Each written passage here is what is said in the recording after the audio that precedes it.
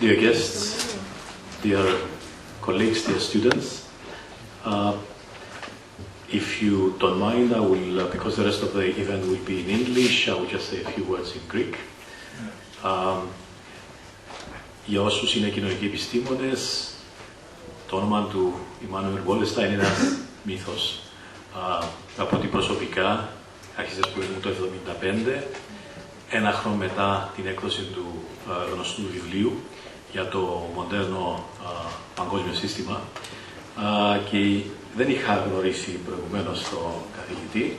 Είναι όντως πολύ παράξενο να βλέπεις ένα μύθο στην πραγματική ζωή. Είναι βέβαια ένας νέος άνθρωπος σαν εμάς, όμως με έναν πάρα πολύ μεγάλο και αξιόλογο έργο το οποίο στήριξε όχι μόνο πολλές μελέτες άλλες, πολλές κατευθύνσεις σκέψης, αλλά και πολλές εφαρμοσμένες πολιτικές που επηρέασαν όλον τον κόσμο. Στην αποσύνη τελετή, ο πρίτανης μας θα δώσει ένα βραβείο προς τιμήν του φιλοξενούμενου και στη συνέχεια θα μας δώσει τη διάλεξη του. Ευχαριστώ που είσαστε μαζί μας. Now I would like to call to the floor the rector of the University of Nicosia, Professor Michalis Sotsialidis, for his welcoming address. Professor Wallerstein, ladies and gentlemen, colleagues, students, it's really a very great honor and privilege to welcome Professor Immanuel Wallerstein to the University of Nicosia. It's a very major event for a university as young as ours to welcome one of the most widely read, widely taught, widely discussed, and widely respected contemporary social scientist. During a very creative career, Professor Wallerstein has taught at Columbia University, at McGill University, at Binghamton University, and since the year 2000 has been senior research scholar at Yale University at the sociology department. He has also been associated with other internationally acknowledged centers of excellence in the social sciences, having served as head of the Fernand Braudel Center for the Study of Economies, Historical Systems and Civilizations, directeur d'études associées at the École des Hautes Études en Sciences Sociales in Paris, and was president of the International Sociological Association between 1994 and 1998. During the 1990s, he chaired the Gulbenkian Commission on the restructuring of the social sciences. His work is not only globally recognized, it's also extensive. He has written extensively in 3 domains of global systems analysis: the historical development of the modern world system, the contemporary crisis of the capitalist world economy, and on structures of knowledge. I will mention only 3 of the very many books which he has authored. The 3-volume The Modern World System, Utopistics or Historical Choices for the 21st Century, and Unthinking Social Science, The Limits of 19th Century Paradigms. I would like to quote a short phrase which Professor Wallerstein himself has written, which I think epitomizes what he has tried to do in his scholarly work. He wrote, "My intellectual biography is one long quest for an adequate explanation of contemporary reality, so that I and others might act on it. The quest was both intellectual and political, and I have always felt it could not be one without at the same time being the other, for me or for anyone." Professor Wallerstein, before you address us on the subject of the global crisis, social movements and revolts, I would like to ask you to come and accept the token which the University of Nicosia awards to you in recognition of your great and enduring contribution to the social sciences.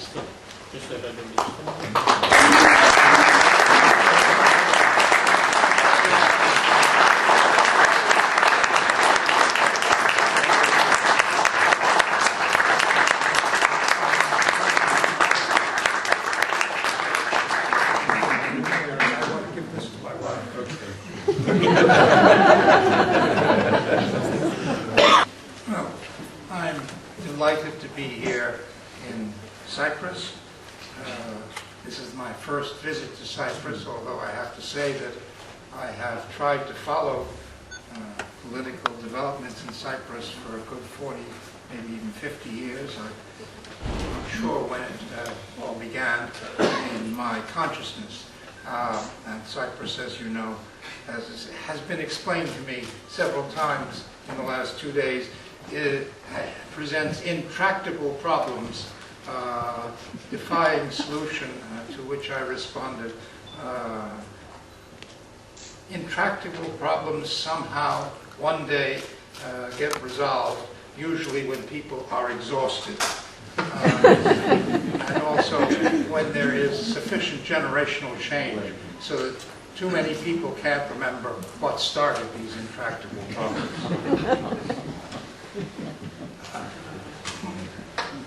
My talk, I'll try to keep it reasonably brief, will deal with 3 issues. One is how I think the capitalist system operates as a system, certain crucial aspects of it, which are usually ignored. Secondly, I will try to explain what I think happened in the world system between the Second World War, the end of the Second World War, and today. And then thirdly, I should like to speak about the happenings of just this year, the so-called Second Arab Revolt and its implications for social transformation on the world scene. Now, the first 2 topics I actually have written up in a sensible version that I'm going to give you verbally now. If you want to read it, it's the New Left Review of March, April of 2010. It's an article called Structural Crises. But since that was written before the Second Arab Revolt, it doesn't include any discussion of that. Capitalism is repeatedly presented across the world by most people as a system of free markets. It is not a system of free markets. It is a system of partially free markets, which is quite different. If you had perfect competition, as defined classically by anyone who goes about defining such things, it involves, first of all, the free movement of all the factors of production, which is commodities, capital, and labor. It involves multiple sellers, multiple buyers, and perfect information. Everyone knows what prices are everywhere. Now, if you had those conditions, those mythical conditions, which have almost never existed for anything, if you had those conditions, not a penny could be made by any capitalist. It would be an absolute disaster from the point of view of capitalism. Because it's very simple. If we have perfect competition, I, as a buyer, any intelligent buyer, will go from seller to seller until he finds somebody who will sell it at a penny above cost. And since he has perfect knowledge of all the prices, and nobody would make any money, and capitalism would collapse the very next day. In order for people to make money in capitalism, you have to have monopolies or quasi-monopolies. These are not exceptional, these are not unusual, these are essential. It's the only way you can make significant amounts of money.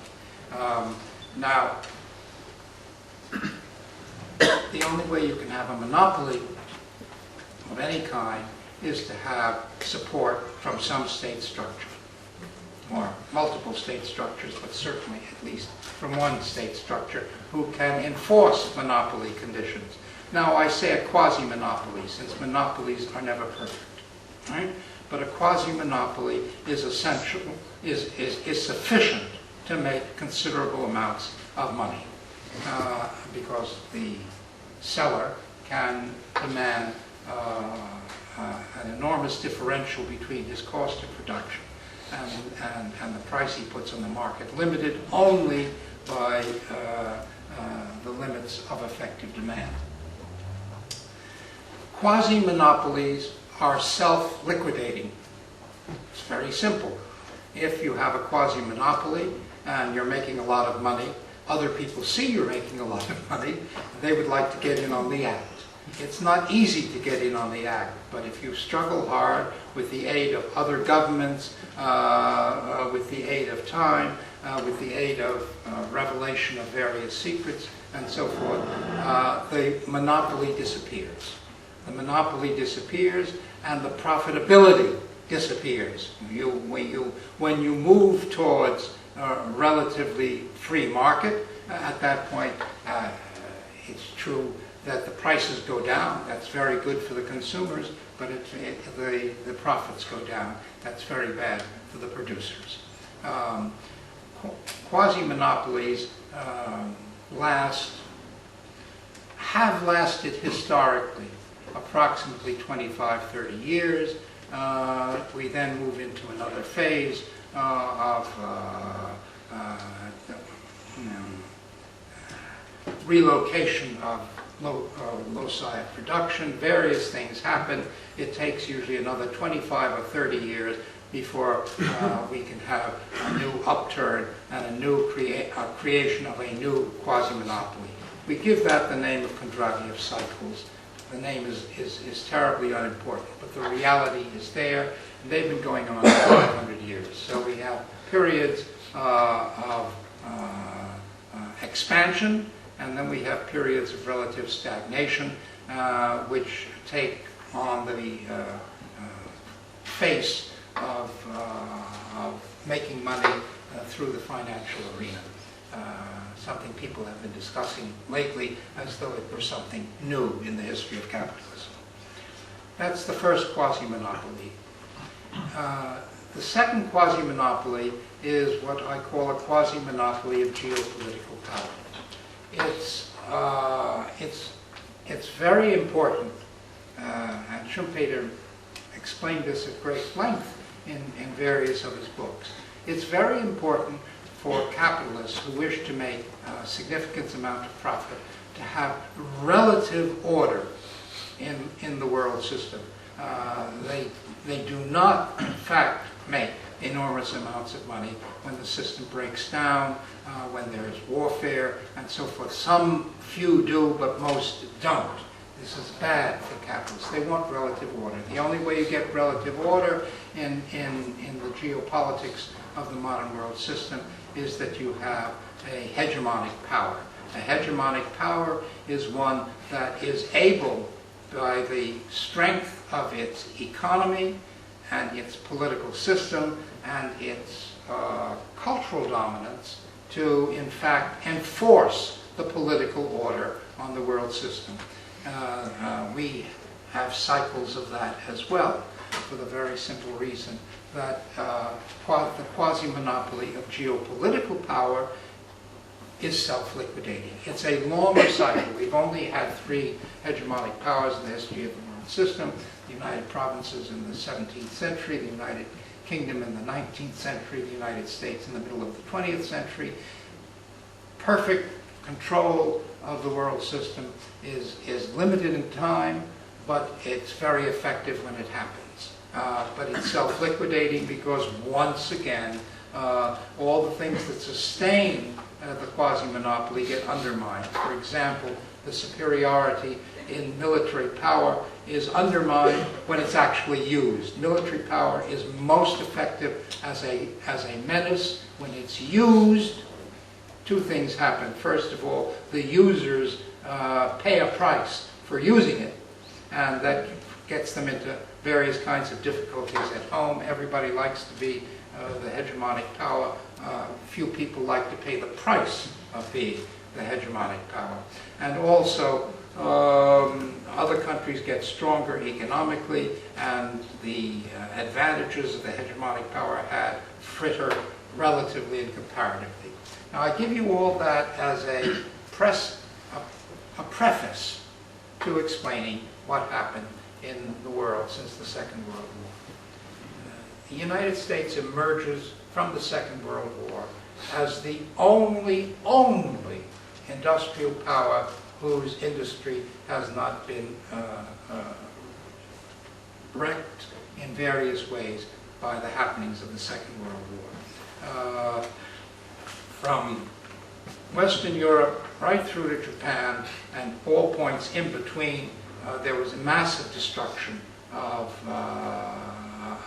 industrial equipment, such that at the end of the Second World War, the United States, which had already been strong before the Second World War in terms of its industry, just was so strong that it could outsell its products in other countries, in other historically strong countries, at prices lower than they could produce it for themselves. Now, that is real economic strength. And on the basis of that real economic strength, the United States could assume a political role of attempting to enforce world order as it wished. The only problem it had about world order was that there was one country, notably the Soviet Union, that had military strength, didn't have economic strength, didn't have political strength, but it had military strength. And the United States had to come to terms with that. And in order to come to terms with that, they made, in effect, a deal with the Soviet Union, which we call metaphorically Yalta. It's not literally what happened at Yalta, but it is an agreement in which the two powers split up the world in terms of spheres of influence. The United States excluded the Soviet Union from all kinds of aid to reconstruction.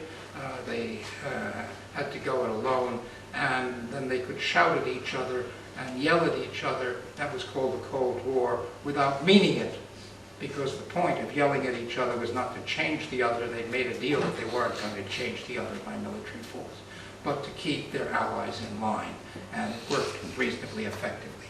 Now, what happens from 45 to 70 is the single biggest expansion of value added in the history of the modern world system. It's incomparably bigger than anything that had occurred previously.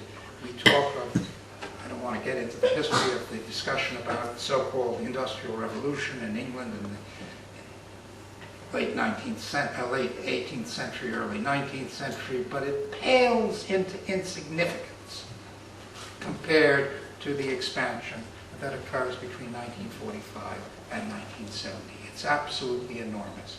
And similarly, the degree of quasi-geopolitical power, quasi-monopoly of geopolitical power by the United States makes the degree of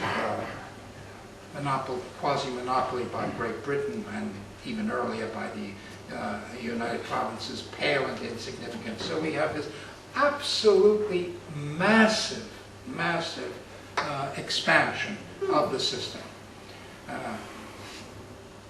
Now, a funny thing happens in this period.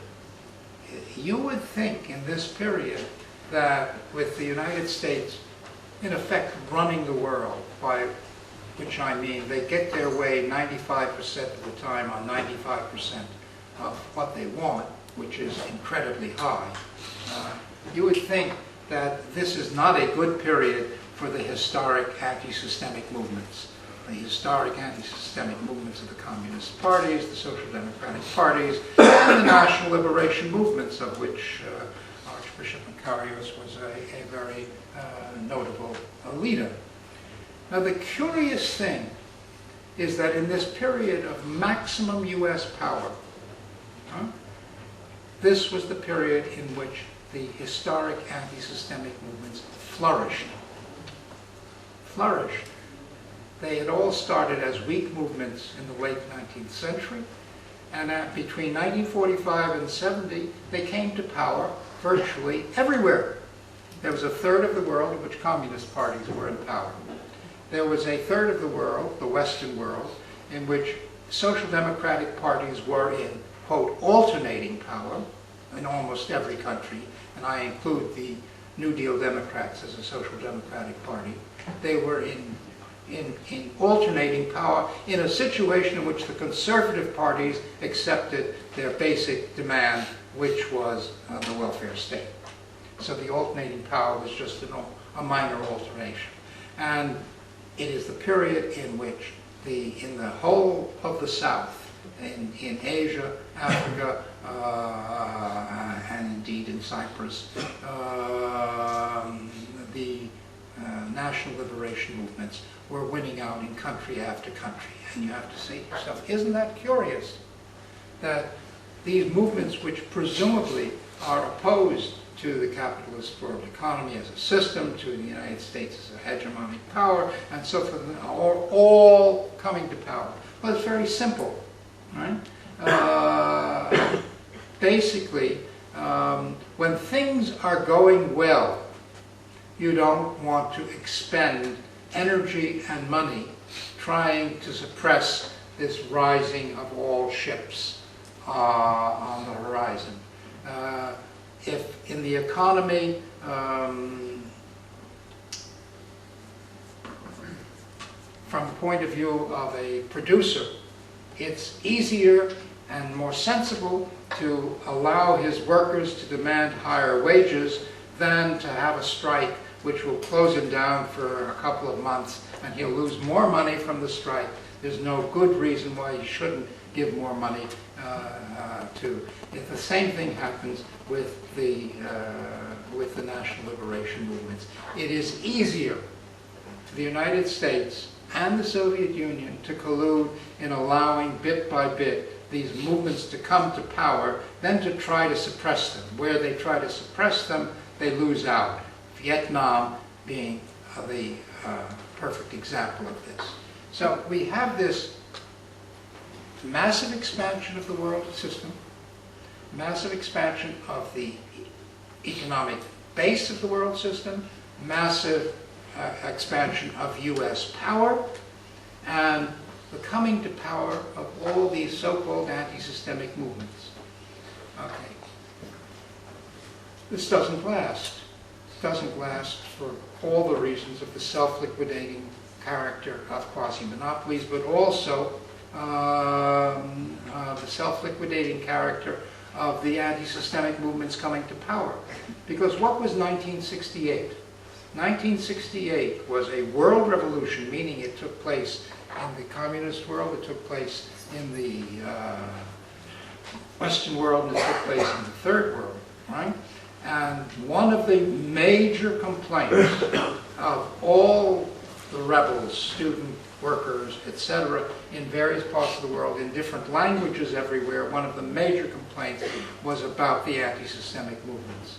They said, you promised us that this was a two-step process, that you would first take power and then you would change the world. Well, you've taken power, but you haven't changed the world. The economic differentials worldwide and internally are as great as ever. The class system is as strong as ever. You may call it the nomenclatura, but it's a class system. We don't have more democracy. We have, if anything, less democracy in our countries.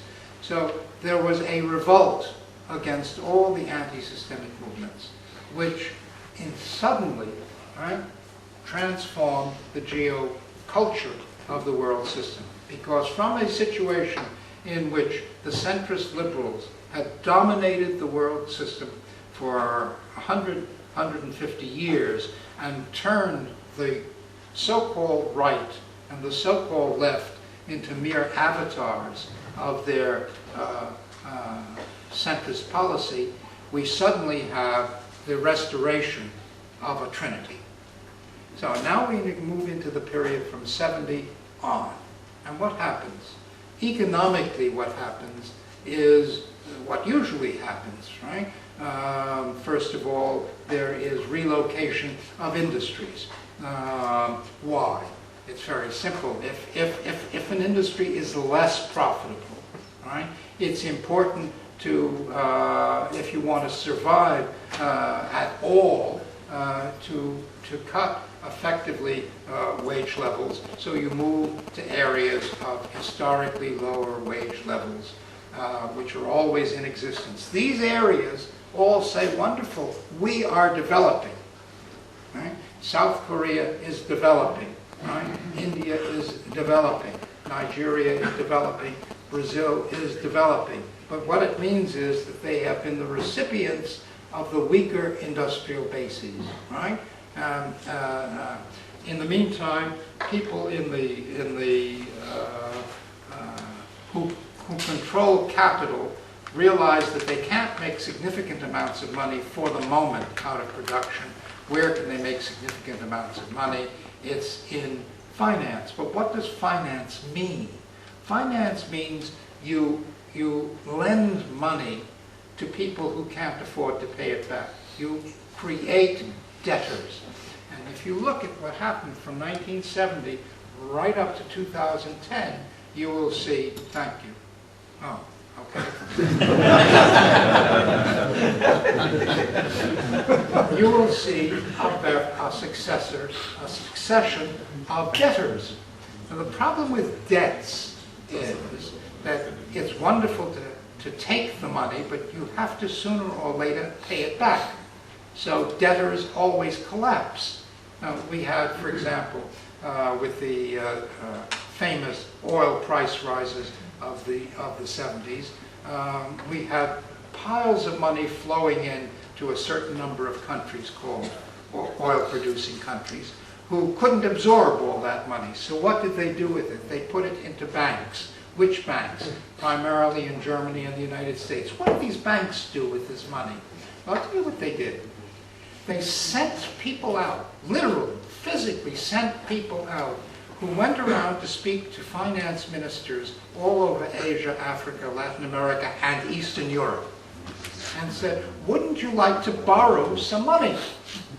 You've got people complaining in your country that, thank you, that there are, that they,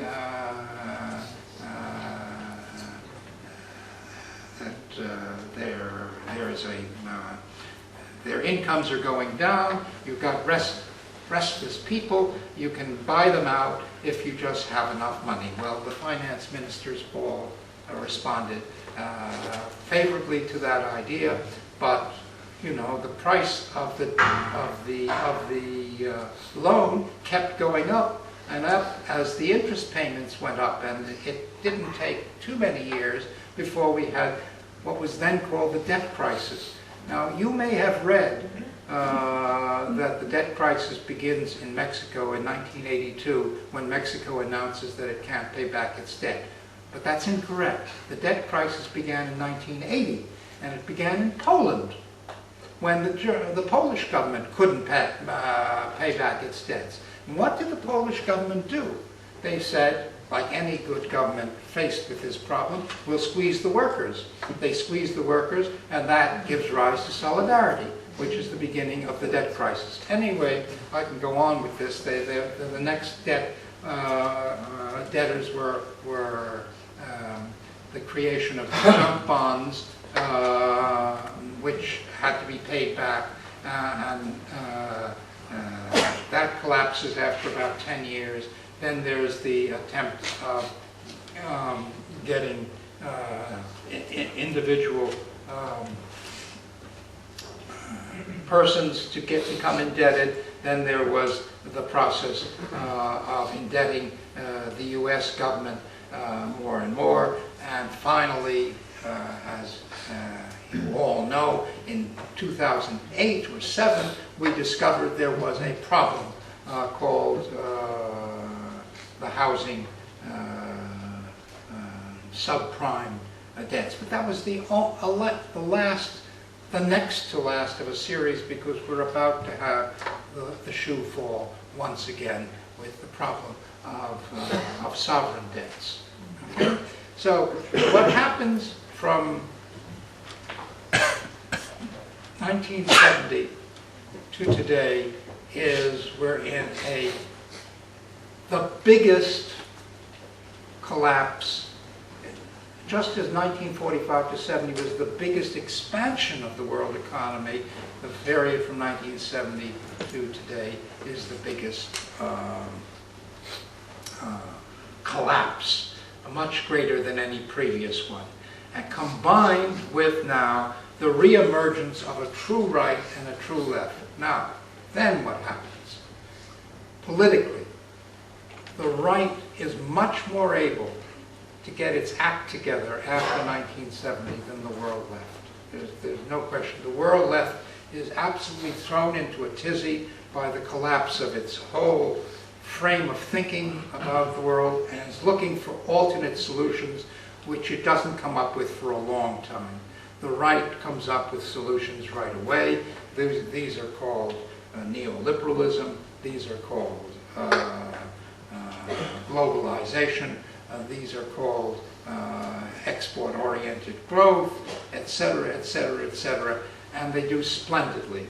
So from about 1970 to 1995, not only does the right come to power, but internationally they are able to enforce an ideology which is very destructive for most of the countries of the world, on almost every country, with all the centrist and left parties collapsing ideologically and accepting this. Now, in the middle of this, the Soviet Union collapses. The collapse of the Soviet Union is simply the last of the collapses of the anti-Semitic movements in power. And for the same reason, essentially, as all the others. The fact is that the economic situation was getting worse. The ability of the Soviet Union to play the game internationally changed. We had a very clever man who accomplished 90% of what he wanted to accomplish, but not 100%, whose name was Gorbachev, who said, I'm going to try to save this situation for the Soviet Union as a major power by transforming many things within it. I don't have time to go into why he failed eventually. This gets hailed immediately as a triumph, a political triumph of the West. It's exactly the opposite. It's a political disaster for the United States, but an absolute disaster. Why? Two reasons, two very fundamental reasons. One, the Soviet Union was an agent, a collusive agent of the United States. And what did that mean? That meant that when any of these restive peoples out there in governments who were linked either to the United States or to the Soviet Union got a little too restive, the Soviet Union said to its people, don't do anything more, because what you're doing may risk a nuclear war between the United States and the Soviet Union, and we can't afford it. We've got to deal with the United States. So you can't do it. You remove the Soviet Union from the picture, and you remove that constraint. And it's another story which takes a while to explain, but basically I am absolutely persuaded that Saddam Hussein did what he did in Kuwait primarily because the Soviet Union could no longer restrain him from doing that, which they could have done 2 years or 5 years earlier and would have done. And the second reason why it was an absolute disaster from the point of view of the United States is that the major argument the United States had from the 70s on vis-a-vis its so-called allies, that is to say Western Europe and Japan primarily, and a few other countries, the major argument against their pulling away bit by bit from the aegis, automatic loyalty of the United States was, there's the Soviet Union out there, and you've got to stick together or else something will happen. And that argument disappears. And the United States ever since has been looking for a substitute enemy out there, which has been very difficult to find. Okay, so we have this short period from about 1989 to 1994 in which the world right is congratulating itself on the end of history, on the perfection of the capitalist system, etc., the eternal thing, and suddenly we begin to get the reaction from the world left. For the first time in 1994, I'll trace it very quickly, there's the Zapatistas on January 1, 1994, who in this remote area of the poorest part of Mexico, been poor for 500 years, miserable area, announce that they are rebelling against the Mexican state, not in order to take power in the Mexican state, but to create autonomy for the indigenous populations there. Now, why did they choose January 1, 1994 to do this? Very simple. January 1, 1994 was the day that the North American Free Trade Association, NAFTA, went into effect. So it was a symbolic day. But what was it symbolic of? It was symbolic of U.S. domination of Mexico and a traditional subordinate relationship of Mexico, a fortiori of the indigenous populations of Chiapas. Now, within 3 months, of course, they had no troops, they had nothing serious. Although they proclaimed that they were rebelling, they agreed to a truce. That truce has been in effect ever since. But what did they do? It's very interesting. They said, we're very local. We are only interested in the indigenous populations of our little area of Chiapas and of similar peoples elsewhere have their autonomy vis-a-vis the state. But we're going to convene at the same time an intergalactic meeting and invite people from all over the world to come to our area and discuss how we can all work together to transform the world. And we announce that we're on the side of all these people everywhere, no matter what they're fighting for, as long as they're fighting against the existing system. So it was the combination of the total localism of their effort, plus their sense of a worldwide movement of which they were not only a part, but wanted to be an inspiration, which was immense. And then this was followed by Seattle. Now, I don't know how many of you remember by now 1999 in Seattle, but there was supposed to be a meeting. There was a meeting of the World Trade Organization in Seattle. Okay? It was supposed to be an uneventful meeting. This was the meeting at which they were going to announce they were going to proclaim a new order in the world system in which, in effect, governments would renounce all possibility of interfering with intellectual property rights, which meant doing anything that would be protectionist and safeguarding their own activities vis-a-vis. Now, what happened at Seattle? Absolutely, this is in the United States, right? It's in the United States. It's not in Cyprus. It's not in Chiapas. It's in the United States.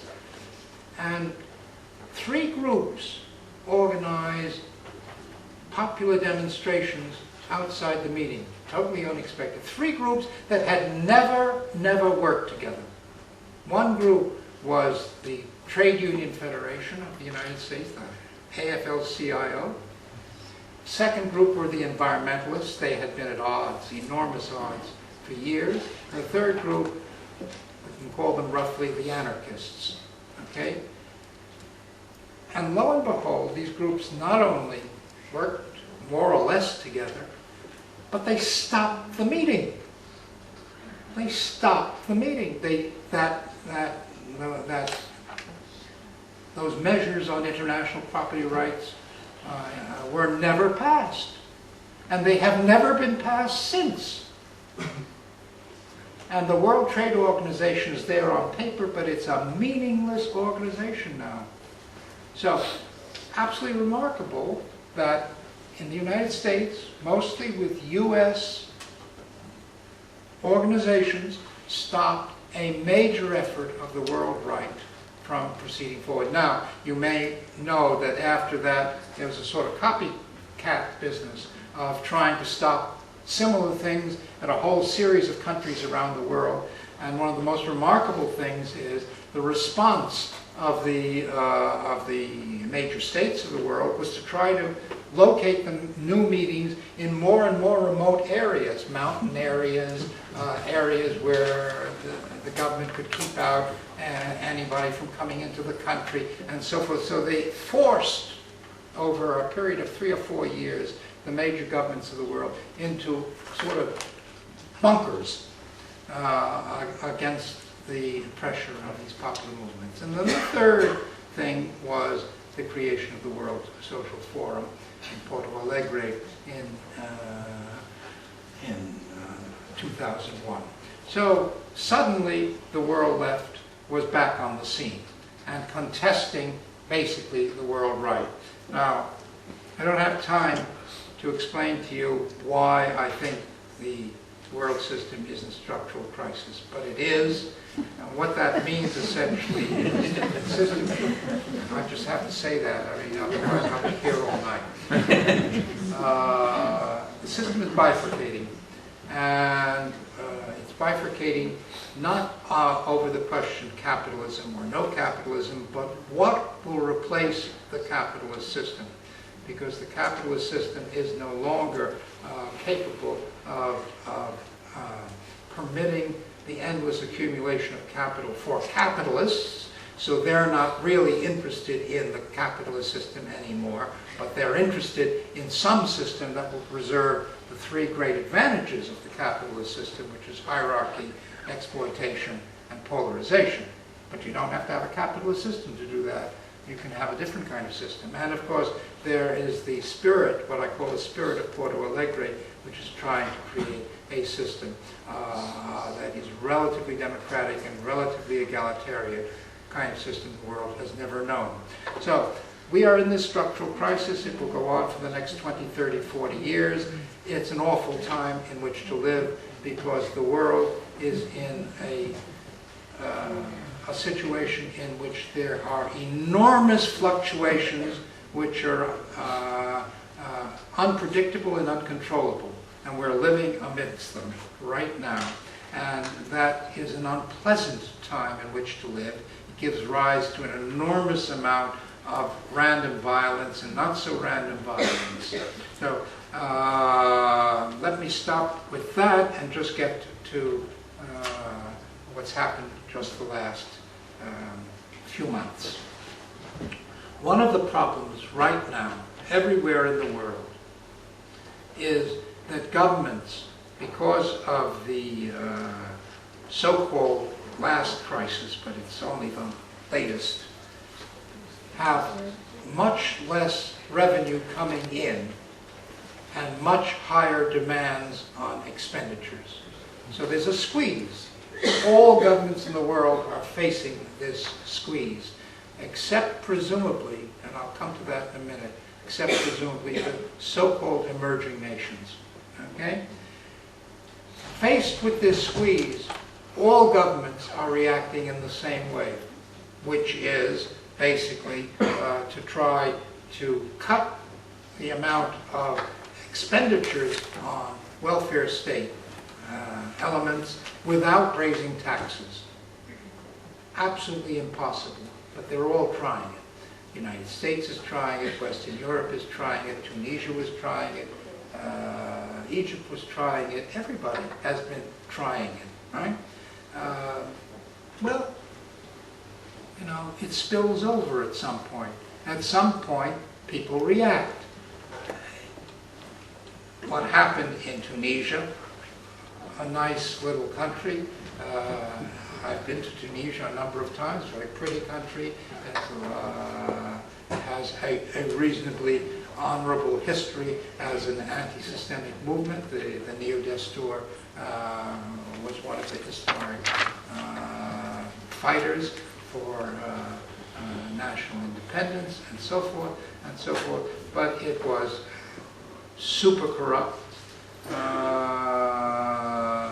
The people were squeezed, really squeezed, and politically it was a terrible place to be if you wanted to be even mildly dissenter. So you either left the country or you shut up. Then it took, what? A little event in a little place, a street merchant in a remote city in Tunisia just had it too much with the arbitrary actions of some local policeman that closed down his shop or something in a very unpleasant way, and he set himself on fire just as a protest. Why someone sets themselves on fire, one never knows. But it doesn't matter. It was a spark in a tinderbox, and it exploded. And when it exploded in Tunisia, where it was not expected by anyone, and where immediately everybody was terribly embarrassed, most of all the French government, which had backed completely President Ben Ali for the previous 20 years, at least the French government apologized for that. The United States government, which had left this to the good hands of the French because they couldn't be bothered with such an unimportant area as Tunisia, didn't bother apologizing. They didn't feel they had anything to apologize for. Well, as you know, that little spark was enough to ignite Egypt, which is a much more important country and a much larger country. It's geopolitically important, it's economically important, it's culturally important, it's not, and it borders Israel and Palestine, so it's not an unimportant place. And as you know, it took about 2 weeks, but finally our President Mubarak was ousted. Ousted by whom? Well, by his friends. Just as in Tunisia, he was ousted by, the president was ousted by his friends because they were trying to save the system by getting rid of the symbol. Now, as you know, it's spreading. It's spreading in the sense that many things are going on at the moment, most notably in Libya, but actually in a half dozen other countries, and it's a wind of change which is different from previous winds of change in the following ways. First of all, it's truly worldwide. It happens to be that the epicenter at the moment is the Arab world, and it will be that for a while. But you know, things are going on elsewhere in the world, and things will continue to go on elsewhere in the world. So the places to watch in the Middle East, if you want to watch what's going on in the next 2 weeks, 4 weeks, 6 weeks, are two places. You want to watch Saudi Arabia. Saudi Arabia is a pillar of the whole stability of the Middle East, of the Arab world, from the point of view of the Western world, and from the point of view of people in power. There's just no question about it. But Saudi Arabia is a much less internally stable country than people say. First of all, it has a very large and repressed Shia minority. Secondly, among the Sunni majority, there's at least half the population who are really poor. Right? So there's a class issue there. Right? And then the ruling elite is deeply divided. They're deeply divided on generational grounds. They're deeply divided on whether they should be, how shall I say, modernizers in a westernizing form, or maintain a kind of strength of their traditional religious institutions. So you've got a divided elite, an underclass which is unhappy, a major ethnic group which is located, it turns out, in the area which is very important in terms of the oil production. I don't say it will shake, but if it shakes, then nothing else will be stable anywhere. It's a pillar. That's the first place you should watch. The second place you should watch is Palestine. Basically, the Israelis are not ready to make any concessions of any kind in any way right now.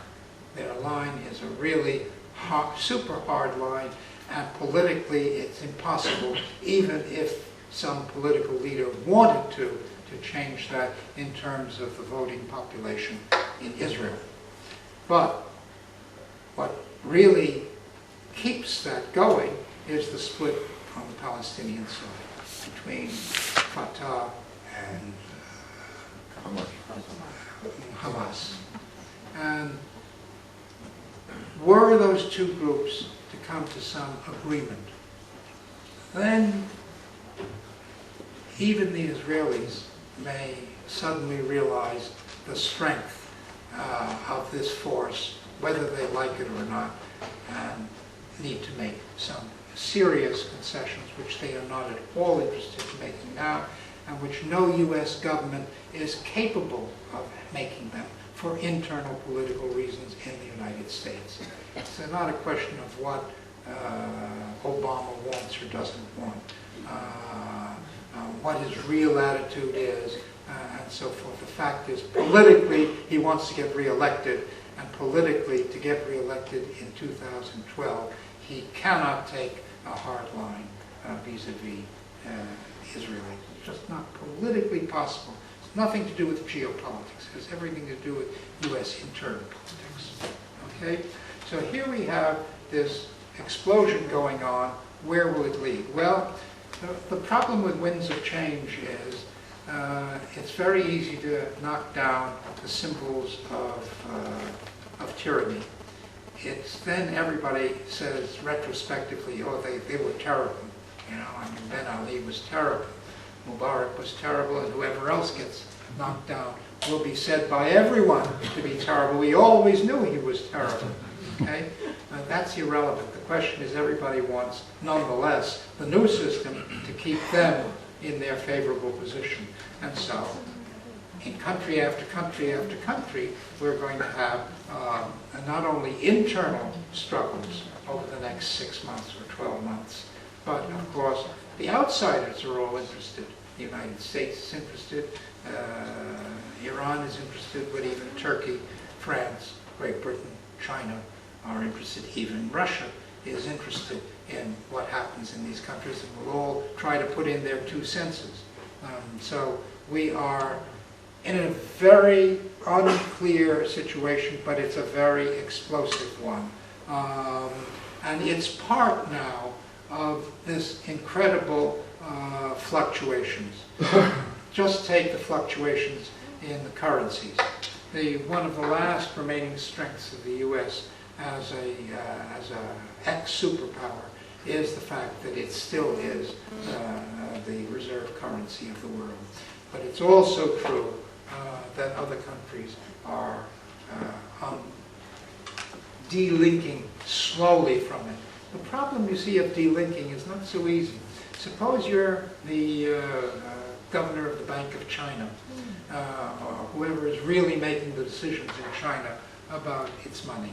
On the one hand, if you keep your money in the in U.S. Treasury bonds, it has 2 virtues from your point of view. One is it enables the United States to continue to buy some of your goods, therefore that's good. And the other thing is that it's a fairly safe place to put your money. However, the U.S. currency has gone down over the last 30 years steadily. So what it means, if you're sitting in China, is that the money that you're putting in there is worth less as the years go by. So nobody wants his money to be devalued as time goes. However, if you try to pull out like that, you see, you also risk enormous collapse in your money. So the trick, if you're China or anybody else like that, is not to pull out too fast and not to pull out too slowly, but to pull out at just the right moment. Well, I don't know how many of you have ever played the stock market, but just the right moment is the hardest thing that anybody has to figure out. You make mistakes. Everybody makes mistakes, right? So we don't know what's going to happen. What I can tell you is 10 years from now, we will be in a multi-currency situation in the world. What multi-currencies, which ones, how many? It's all a matter, it's A, uncertain, B, a matter of great debate. Doesn't matter. A multi-currency situation is an uncomfortable situation for any capitalist. Why? Because you have to have a minimum predictability in the situation if you invest your money. And if you don't know whether 6 months from now the euro will go up vis-a-vis the dollar or go down vis-a-vis the dollar, you don't know whether you'll make money or lose money. And if you have this total unpredictability, it freezes you. So what we're getting is increasing freezes all around the world system, which of course then makes the situation worse because it creates, restrains in fact effective demand. So there's no easy way of getting out of that. Now let's talk just 2 minutes and then I'll stop about the so-called positive things. Right? We have the emerging nations, they're doing so well. China's doing well, India's doing well, Brazil is doing well, even South Africa seems to be doing fairly well. You know, oh, wow. And then there's, you know, Thailand and Turkey, and they've got quite a few, they're doing well. Well, they're doing well for how long and how surely? They're all running into the problem of several problems. One is inflation. Right?